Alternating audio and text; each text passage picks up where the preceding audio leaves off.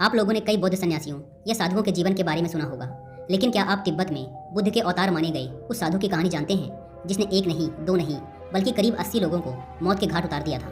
हत्याओं के बाद कैसे वो अध्यात्म की इस चरम अवस्था तक पहुंचा कि न केवल साधु बल्कि उसे तिब्बत में बुद्ध का अवतार तक कहा गया। यही नहीं, बल्कि जिस गुरु से ज्ञान पाने के लिए उसने पूरा जीवन लगा दिया, कैसे वही गुरु उसका शिष्य बन गया। ये अछूती कहानी आपको जरूर सुननी चाहिए। तो आइए शुरू करते हैं। इस साधु को मिलारेपा के नाम से जाना जाता है और बौद्ध धर्म से जुड़ी कुछ किताबों में मिलारेपा को तिब्बत का बुद्ध तक कहा गया है। मिलारेपा के जन्म के साल के बारे में एक राय नहीं है, लेकिन 11वीं शताब्दी में मिलारेपा का जन्म एक संपन्न परिवार में हुआ था। 7 वर्ष की उम्र में ही मिलारेपा के सिर से पिता का साया उठ गया था। पिता की मृत्यु के बाद मिलारेपा के चाचा ने उनका सब कुछ हड़प लिया और फिर उनकी माँ और छोटी बहन के साथ नौकरों जैसा व्यवहार करने लगा। मिलारेपा अपने चाचा के दुर्व्यवहार के चलते बदले और गुस्से की भावनाओं के साथ बड़े हुए और 13 वर्ष के होते ही अपना घर छोड़कर चले गए। उन्होंने तंत्र विद्या सीखी और कुछ तांत्रिक क्रियाओं में महारत हासिल कर ली। सालों बाद जब वो तंत्र विद्या में महारत हासिल कर घर वापस लौटे तो उन्हें पता चला कि उनकी माँ और छोटी बहन इस दुनिया से चल बसे थे। ये जानकर वो और आग बबूला हो गए और अपने चाचा चाची से बदला लेने के लिए सही मौके का इंतजार करने लगे। कुछ ही समय में उन्हें पता चला कि उनके चाचा के बेटे की शादी का आयोजन होने वाला था। इस मौके पर चाचा ने अपने सभी मित्रों और रिश्तेदारों को आमंत्रित किया था। इसी मौके पर मिलारेपा ने बदले के इरादे से तांत्रिक शक्तियों का प्रयोग किया और पूरे आयोजन पर भयंकर ओले बरसा दिए। वो पूरी जगह बर्फ से ढक चुकी थी। इन ओलों में दबकर 80 से 85 लोग मारे गए और मिलारेपा का बदला पूरा हुआ। हालांकि शुरू में अपना बदला लेकर मिलारेपा को बहुत खुशी हुई, लेकिन जल्द ही उन्हें अपनी करनी पर पछतावा होने लगा। अगर कोई संवेदनशील व्यक्ति किसी चीज का दुरुपयोग करता है तो कुछ समय बाद उसे अपने भीतर से ऐसा ही अपराध बोध महसूस होने लगता है। मिलारेपा को भी भीतर से किसी चीज ने बुरी तरह से झकझोर कर रख दिया था। तब उन्होंने निश्चय किया कि वो खुद को इस दोष से मुक्त करवाकर ही रहेंगे। उनके बदले का कारण चाहे भले ही कितना ही सही रहा हो, लेकिन उन्होंने जीवन के मूलभूत सिद्धांत का दुरुपयोग किया था। यही वजह थी कि वो अध्यात्म की शरण में जाना चाहते थे। वो कुछ ऐसा करना चाहते थे जिससे वो अपने पाप को इसी जन्म में धो सके। इसलिए वो गुरुओं की तलाश में निकल पड़े। वो कई गुरुओं से मिले, लेकिन सभी गुरुओं ने ये स्वीकार कर लिया कि वो एक ही जन्म में उन्हें आत्मज्ञान दिलवाने में सक्षम नहीं है। उनका कहना था कि वो उन्हें ऐसा कुछ तो सिखा सकते हैं जो उनके आत्मज्ञान को बढ़ाए। इसके लिए उन्हें दया, कृपा और प्रेम की राह पर चलना होगा, जिससे वो धीरे धीरे हर जन्म के साथ बेहतर होते चले जाएंगे। लेकिन मिलारेपा को इन सबसे संतुष्टि नहीं मिल रही थी। दरअसल उनके भीतर अभी तक पश्चाताप और गुस्से की भावनाएं भरी पड़ी थी। अंत में एक व्यक्ति ने उन्हें मारपा के बारे में बताया कि वही उनकी मदद कर सकते हैं। मारपा के बारे में खास बात यह थी कि वह 3 बार भारत की यात्रा कर चुके थे। वह मशहूर गुरु नरोपा के शिष्य थे और उनसे वह कई तरह की शिक्षा, तांत्रिक विद्याओं, शास्त्रों आदि का लिखित ज्ञान लेकर उसका तिब्बत की भाषा में अनुवाद भी कर चुके थे। वह भारत के कई तांत्रिक मंत्रों का तिब्बती भाषा में अनुवाद कर चुके थे। यही वजह थी कि सभी उन्हें जानते थे और उनको अनुवादक कहते थे। आखिर इस तांत्रिक ज्ञान को भारत से तिब्बत ले जाने वाले भी वही थे। मिलारेपा उस शहर के पास पहुंचे जहां मारपा रहते थे। वहां उन्हें कुछ बच्चे मिले। मिलारेपा ने उनसे पूछा, अनुवादक मारपा कहाँ रहते हैं? एक बच्चे ने कहा, मेरे साथ आओ, मैं जानता हूँ कि वो कहाँ हैं। बच्चा उन्हें एक खेत में लेकर गया जहाँ मारपा जमीन जोत रहे थे। मिलारेपा को देखकर मारपा ने जमीन जोतना बंद कर दिया और उन्हें देसी बियर देते हुए कहा, इसे पी लो और फिर जमीन जोतने के काम में लग जाओ। मिलारेपा ने बियर पी और जमीन जोतने के काम में लग गए।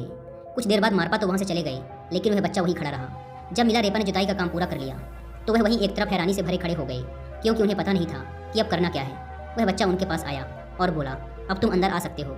वह बच्चा उन्हें मारपा के घर में ले गया और तब उन्हें एहसास हुआ कि वह दरअसल मारपा का ही बेटा था। फिर मारपा ने मिलारेपा से कई तरह की शारीरिक गतिविधियां करवाई। कुछ देर बाद मिलारेपा ने झुककर मारपा से कहा, मैं आपसे धर्म की दीक्षा चाहता हूँ। मैं एक ऐसी प्रणाली, ऐसी क्रिया की तलाश में हूँ जो मुझे इसी जन्म में आत्मज्ञान दिलाए और जीवन के बंधन से मुक्ति दिला दे। मैं अगले जन्म के फेर में नहीं पड़ना चाहता। मैं आपको अपना शरीर, अपना दिमाग और अपनी बोली सब कुछ अर्पण करता हूँ।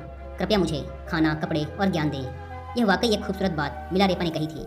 लोग अक्सर मारपा के पास जाकर यह कहकर गलती करते थे कि हम आपको अपनी आत्मा देते हैं। आखिर जो आपकी है ही नहीं उसे देना तो बहुत ही आसान है, लेकिन जो आपके पास है उसे देना बहुत ही मुश्किल है। अगर आप अपने गुरु को कुछ समर्पित करना चाहते हैं तो अपने शरीर, दिमाग और बोली से बढ़कर कुछ और हो ही नहीं सकता। इसके बाद आप अपनी सही राह पर होंगे। मिलारेपा की बात सुनने के बाद मारपा ने उसकी ओर देखा और फिर बोले, तुम अपना शरीर, दिमाग और बोली मुझे दे रहे हो। इसके बदले में मैं तुम्हें खाना और रहने की जगह दे सकता हूँ। ज्ञान के लिए तुमको किसी और को देखना होगा, या फिर मैं तुमको ज्ञान दे सकता हूँ और रहने व खाने का अपना इंतजाम तुमको कहीं और से करना होगा। इच्छा तुम्हारी है। यह सुनकर मिलारेपा ने कहा, ठीक है, मुझे आपसे ज्ञान चाहिए। मैं अपने खाने और रहने का बंदोबस्त कर लूंगा। इतना कहकर वह बाहर भिक्षा मांगने के लिए चले गए। मिलारेपा एक जोशीले व्यक्ति थे और जो भी करते थे उसमें कुछ ज़्यादा ही कर बैठते थे। वह बाहर भिक्षा मांगने चले गए और वह काफ़ी दूर निकल गए और कई बोरे गेहूं के जमा कर लिए। दरअसल वो एक ही बार में साल भर का गेहूं जमा कर लेना चाहते थे ताकि वह मारपा के साथ बैठकर धर्म और ज्ञान की बातें सीख सकें। उन्होंने बहुत सारा गेहूं जमा कर लिया, जिसमें से थोड़ा सा गेहूं बेचकर उन्होंने खाना बनाने के लिए पारंपरिक 4 मूठ वाला तांबे का एक बर्तन खरीदा, जो कि तिब्बत में बहुत प्रसिद्ध है। गेहूं से भरे बोझ के साथ वह मारपा के घर वापस आ गए और धड़ाम की आवाज़ के साथ उन्होंने गेहूं का बोरा नीचे रखा। जब मारपा ने यह आवाज़ सुनी तब वह दोपहर का खाना खा रहे थे। वो खाना खाते हुए बीच में से उठकर बाहर आए और बोले, लगता है कि तुम बेहद गुस्से में हो। इस गेहूं के बोरे और बर्तन की आवाज़ से तुमने पूरे घर को हिला दिया। लगता है अपने चाचा के घर की तरह तुम इस घर को भी बर्बाद कर दोगे। बस बहुत हो गया, अब निकल जाओ यहाँ से। मारपा के मुंह से ऐसी बातें सुनने के बाद मिलारेपा गिड़गिड़ाते हुए बोले, आपने मुझसे अपना खाना लाने के लिए कहा था तो मैं ले आया, लेकिन यह बहुत भारी था, इसलिए रखते समय यह मुझसे संभल नहीं पाया और धम से बोरा नीचे आ गिरा। मारपा ने कहा, नहीं, तुम्हारे रखने का तरीका सही नहीं था, तुम खाने को इस तरह नहीं फेंक सकते। इन सभी बातों का हमेशा ध्यान रखा जाना चाहिए। दो लोगों के बीच का फर्क इसी से समझ में आता है कि वह कैसे बैठते हैं, कैसे खड़े होते हैं, कैसे चीज़ों को रखते हैं और बातों को किस तरह से लेते हैं। इसलिए मारपा ने कहा, अब कुछ नहीं हो सकता। तुमने बोरे को ठीक तरीके से ना रखकर उसे फेंका है, इसलिए तुम्हें यहाँ से बाहर जाना पड़ेगा। तुम यहाँ के लिए ठीक नहीं हो, तुम बाहर रहकर ही काम करो, मेरे खेत की जुताई करो और मेरा घर साफ करो। कई सालों तक मिलारेपा यही काम करते रहे। वक्त के साथ दूसरे शिष्य आते रहे और उनको कई चीज़ें सीखने का मौका मिला, लेकिन मिलारेपा को ना तो कोई दीक्षा मिली और ना ही कोई सीख। वह सिर्फ खेत और घर में ही मेहनत करते रहे। 8 साल से भी ज़्यादा समय तक उन्होंने बिना कोई दीक्षा या सीख लिए वहाँ काम किया। बाकी सभी एक दिन के लिए वहाँ आते और कुछ न कुछ दीक्षा लेकर चले जाते, लेकिन उन्होंने मेहनत करते हुए बहुत लंबा इंतजार किया। एक दिन जब सत्संग चल रहा था तो वह चुपके से अंदर आकर सत्संग में बैठ गए। हालांकि उन्हें यहाँ आने की मनाही थी। मारपा वहाँ आंखें बंद करके बैठे हुए थे, इसलिए मिलारेपा को उम्मीद थी कि दूसरे छात्रों के साथ उनको भी कुछ दीक्षा मिल जाएगी। लेकिन बंद आंखों के साथ ही मारपा ने अपने लोगों को बुलाया और उनके साथ मिलकर मिलारेपा की पिटाई कर दी। उन्होंने उसे उठवाकर वहाँ से बाहर फेंकवा दिया। ऐसा बार बार होने लगा। मिलारेपा कुछ दिन या महीनों का इंतजार करते और जैसे ही सत्संग शुरू होने लगता वैसे ही वह चुपके से जाकर इस उम्मीद में वहाँ बैठ जाते कि इस बार तो उन्हें कुछ न कुछ सीखने को मिल ही जाएगा। इसी तरह 13 साल से ज़्यादा का वक्त बीत गया, लेकिन उन्हें कुछ भी हासिल नहीं हुआ। आखिर एक दिन उन्होंने मारपा की पत्नी दमेमा से याचना की। दमेमा मिलारेपा के प्रति एक माँ की तरह सहानुभूति रखती थी। उन्होंने कहा, आप मारपा से कहें कि वह मुझे कुछ सिखाएं, कोई एक शिक्षा, थोड़ा सा अध्यात्म। मैं कुछ भी नहीं जानता, मैं इतने सालों से यहाँ ऐसे ही बैठा हूँ। दमेमा मान गई और उसने अपने पति से अच्छे तालमेल के चलते इस बारे में बात की। तब मारपा ने कहा, ठीक है, लेकिन पहले उसको हमारे बेटे के लिए 3 कोनों वाला एक घर बनाना होगा और यह काम वह अकेला ही करेगा। मिलारेपा इस काम में अकेले ही जुट गए। वह दिन रात करके एक एक ईंट और एक एक पत्थर जोड़कर काम करते रहे। इस काम में उनके शरीर पर घाव हो गए। जिस लहूलुहान हालत में भी वह लगातार काम कर रहे थे, वह दमेमा से देखी नहीं गई। उसने मारपा से कहा, उसे थोड़ा आराम दो, मैं इतने सालों से उसे अपने घर में देखती आ रही हूँ और वह मेरे लिए मेरे बेटे की तरह हो चुका है। उसकी यह हालत मैं बर्दाश्त नहीं कर सकती। इस पर मारपा ने कहा, ठीक है, इसे 1 महीने आराम करने दो और जब यह ठीक हो जाए तो उसे दोबारा काम में लगा दो। दमेमा ने मिलारेपा का ध्यान रखना शुरू कर दिया। उसने उसे दवाइयाँ और खाना दिया और ठीक कर दिया। इसके बाद मिलारेपा दोबारा काम में जुट गए। घर बनाने में उन्हें 2 साल का वक्त लगा। जब यह पूरा हो गया तो मारपा ने उसे देखकर कहा कि मेरे बेटे के लिए 3 कोनों वाला घर सही नहीं रहेगा, इसलिए तुम 4 कोनों वाला घर बनाओ। मिलारेपा मान गए। वह बोले, ठीक है, मैं किसी भी तरीके से आपके बेटे के लिए घर बनाऊंगा, लेकिन कृपया आप मुझे कुछ दीक्षा तो दें। लेकिन मारपा ने ऐसा कुछ भी नहीं किया। वह हर नए आने वाले शिष्य को दीक्षा देते रहे, लेकिन मिलारेपा इंतजार करते रहे और इसी के साथ ही अपने काम में भी लगे रहे। सभी को लगता था कि मारपा अब मिलारेपा के साथ अन्याय कर रहे हैं, लेकिन लोग जितनी इस तरह की बातें करते, मारपा का मिलारेपा के साथ व्यवहार उतना ही क्रूर होता जाता। जब मिलारेपा ने 4 कोनों वाला घर बना लिया तब मारपा ने कहा, यह अच्छा नहीं है, अब तुम 5 कोनों वाला घर बनाओ। इस तरह कई साल और बीत गए। मिलारेपा अकेले ही काम में जुटे रहे और उस जगह पर इमारतें बनाते रहे। इस बार काम खत्म हो जाने पर मारपा ने कहा, यह ठीक है, लेकिन अपने बेटे के घर के चारों कोनों पर मुझे 60 फीट ऊंचे बुर्ज चाहिए। इस पर मिलारेपा ने घर के चारों कोनों में 4 60 फुट ऊंचे बुर्ज भी बना दिए। मिलारेपा की उम्र अब ढलने लगी थी, इसलिए वो मारपा की पत्नी दमेमा के पास गए और उनके पैरों पर पड़कर गिड़ाने लगे कि मेरी जिंदगी खत्म होती जा रही है, कृपया आप कुछ कीजिए। मैंने अभी तक कुछ भी नहीं सीखा। मैं जानता हूँ कि मैंने अतीत में बहुत गलत काम किए हैं, मैंने अपनी तांत्रिक विद्या का दुरुपयोग किया है, लेकिन अब तो मैं बहुत पछता चुका हूँ। यह सब सुनकर दमेमा को मिलारेपा पर दया आ गई। उसने फौरन मारपा की लिखावट में ही उसके एक शिष्य के नाम पत्र लिखा। यह शिष्य भी दीक्षा देने में सामर्थ्य था। दमेमा ने खत लिखकर उस पर मारपा की मोहर लगा दी और मिलारेपा से कहा कि वह इसे मारपा के उस शिष्य को ले जाकर दे दे। मिलारेपा उस भिक्षुक के पास गए। भिक्षुक ने उन्हें दीक्षित तो कर दिया, लेकिन मिलारेपा को किसी भी तरह के अनुभव की कोई प्राप्ति नहीं हुई। भिक्षुक हैरान था, क्योंकि जब भी वह किसी को दीक्षित करता था तो उसे कुछ न कुछ अनुभव तो होता ही था, लेकिन इस बार ऐसा नहीं हुआ। ऐसे में उन दोनों ने मारपा के पास जाकर यह पता लगाने का फैसला किया कि आखिर गड़बड़ कहाँ हो रही है। जब ये दोनों मारपा के घर पहुंचे तो मारपा उन्हें देखकर गुस्से से पागल हो गए और चिल्लाते हुए बोले, मेरी इजाज़त के बिना इस आदमी को दीक्षित करने की तुम्हारी हिम्मत कैसे हुई। भिक्षुक ने मारपा को पत्र दिखाते हुए कहा कि मुझे आपका पत्र मिला था, इसे दीक्षा देने के लिए आप ही ने तो मुझे निर्देश दिया था। पत्र देखते ही मारपा पूरी बात समझ गए और मिलारेपा से बोले, यह दीक्षा मान्य नहीं है और तुम्हें इन अभ्यासों को नहीं करना चाहिए। घोर पश्चाताप के भाव में डूबे मिलारेपा वहाँ से चले गए। मिलारेपा के वहाँ से जाते ही मारपा फौरन अपनी पत्नी और भिक्षुक से बोले, इतने सालों में मैंने उसे लायक बनाया था और तुम दोनों ने बेकार की दया दिखाकर मेरी सब मेहनत पर पानी फेर दिया। अब दीक्षा के लिए उसे और इंतजार करना होगा। मिलारेपा में अहम बहुत था। वह लोगों पर अपना अधिकार, अपना वर्चस्व चाहते थे, इसलिए वह उन पर अपनी ताकत का इस्तेमाल करते थे।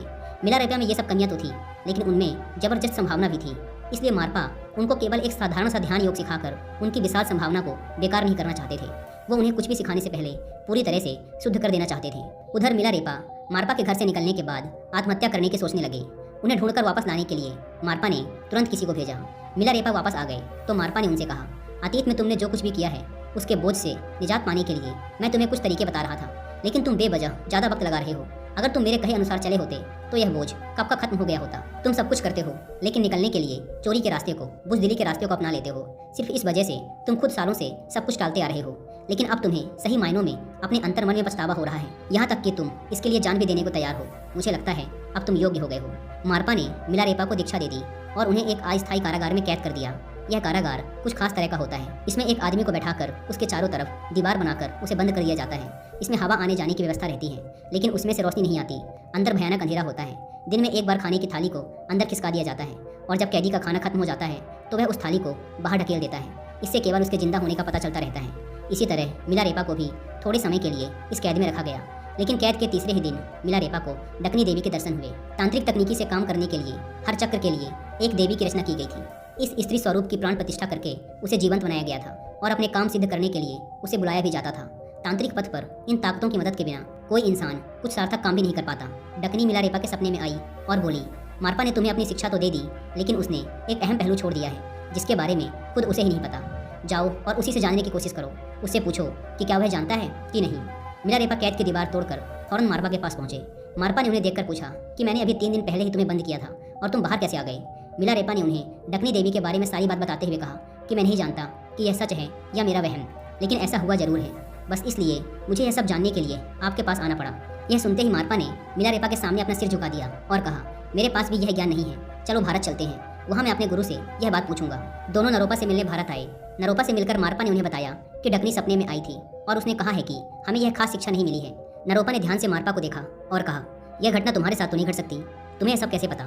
मार्पा ने जवाब दिया, यह घटना मेरे साथ नहीं हुई, बल्कि मेरे एक शिष्य के साथ घटी है। यह सुनते ही नरोपा तिब्बत की ओर मुड़े और अपना सिर झुकाते हुए कहा, अंधकार में डूबे उत्तर में आखिरकार एक छोटा सा प्रकाश चमक ही गया। फिर उन्होंने मिलारेपा और मार्पा दोनों को बुलाकर उन्हें जीवन में संपूर्ण ज्ञान प्राप्त करने की पूरी दीक्षा दी। जब ये दोनों वापस लौटे तो मार्पा, जो पहले गुरु के रूप में मिलारेपा से जुड़े हुए थे, अब उनके शिष्य की तरह हो गए। तिब्बती संस्कृति में मिलारेपा एक चमकती हुई रोशनी बन गई। उन्होंने एक लंबा जीवन जिया और अपने ज्ञान को दूसरों तक पहुंचाया। तिब्बती संस्कृति में पिछले 1000 सालों के दौरान जो भी बड़ी चीज़ें हुई हैं, उनका आधार मिलारेपा के द्वारा ही तैयार किया गया था। तसांगनियों हेरुका की किताब 100,000 सॉन्ग्स ऑफ मिलारेपा इस बात को पक्का करती है कि मिलारेपा ने अपने जीवन में 1 लाख गीतों की रचना की थी। इसी कारण उन्हें संत कवि भी कहा जाता है। लाइफ ऑफ मिलारेपा किताब में भी मिलारेपा के गीतों के इस चक्र का ब्यौरा है।